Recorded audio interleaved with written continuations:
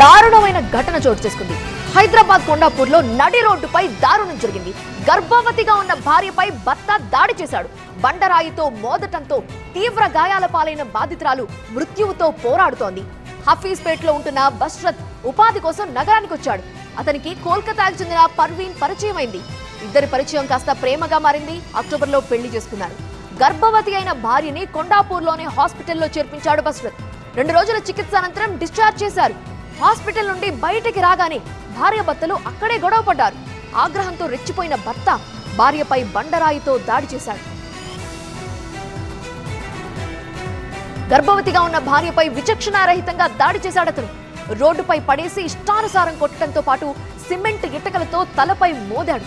అతని కర్కసత్వం ఏ స్థాయిలో ఉందో ఈ దృశ్యాల్లో మీరు చూడొచ్చు. పర్వీన్ చనిపోయిందనుకొని అక్కడ నుండి వెళ్లిపోయాడా భర్త. కోమాలోకి పర్వీన్ వెళ్లడంతో నిమ్స్ లో ఆమెకు చికిత్స కొనసాగుతోంది. భర్తని అరెస్ట్ చేసి రిమాండ్కు తరలించారు గచ్చిబౌలి పోలీసులు.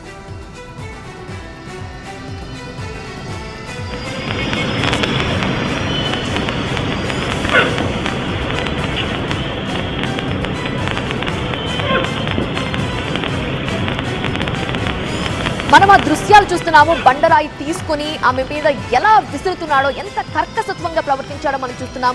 అయితే అటువైపుగా వెళ్ళిన ఒక వెహికల్ 2 వీలర్ వ్యక్తి కూడా అతన్ని చూసి ఆపలేదు. అలా చూసుకుంటూనే వెళ్ళిపోయాడు. బహుశా ఆపి ఉంటే కొంచెం బాగుండేదేమో. అయితే అతను బండరాయితో మోదుతున్న దృశ్యాలు మాత్రం ప్రతి ఒక్కరిని కలిచివేస్తున్నాయి. ఆమె చనిపోయింది అనుకున్నట్టుగా అతను అక్కడి నుంచి వెళ్ళిపోయాడని తెలుస్తోంది. కానీ ఆమె కోమాలోకి వెళ్ళింది. దీంతో ఆమెని నిమ్స్ లో చేర్పించారు స్థానికులు. ప్రస్తుతం ఆమెకి చికిత్స కొనసాగుతోంది. హాస్పిటల్ నుండి డిశ్చార్జ్ అయి బయటకు వచ్చారు. అయితే ఎందుకో గొడవ జరిగింది. ఇద్దరు మాట అనుకున్నారు. ఆ తర్వాత భర్త ఆగ్రహంతో ఊగిపోయి అక్కడున్న రాయితో ఆమె తలపై మోదాడు.